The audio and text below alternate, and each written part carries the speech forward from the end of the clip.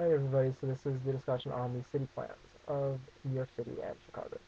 Again, we're going to start with New York. New York is four islands. Geographic-wise, it's four islands.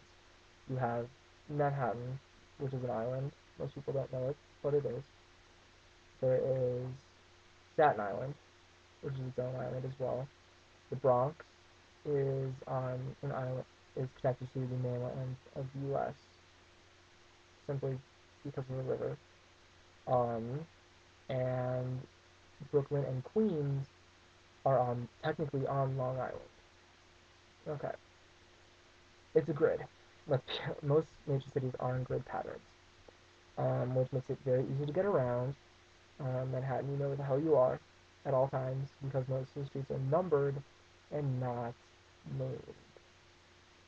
There's, I believe, one diagonal, Broadway, that runs along part of Manhattan. That's the only diagonal I know of, and I studied New York a little bit. So, okay, you know, grid pattern works. Staten Island does not have that. That is its own thing. It is more of a suburb than a city. The Bronx has a little deviation from the grid, mostly grid, but it deviates a little bit just because of geography. Brooklyn, same thing, a little more diagonals, but mostly grid. And same with Queens, same thing, grid, more deviation. That's it. It's fragmented, plain and simple. New York is split. If you are rich, you can afford Manhattan. You live in Manhattan. You live on the Upper East Side, or sometimes even the Upper West Side.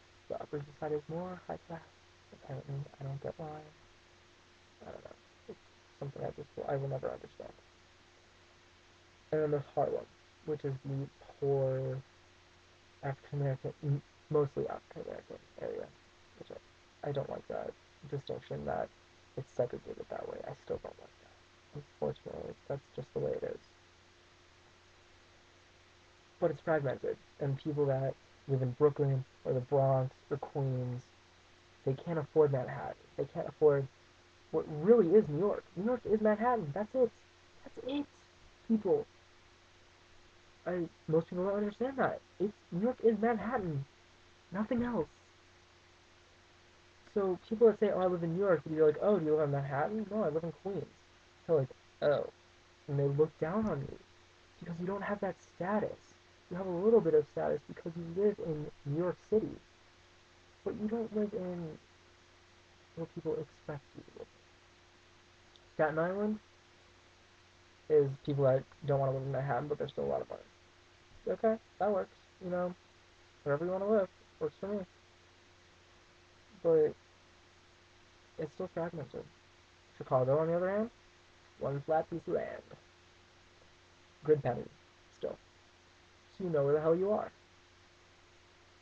And there are a few diagonals, that shuttle people towards the center, namely Archer, Ogden, Milwaukee, Elston, Lincoln, and Clark for a little bit.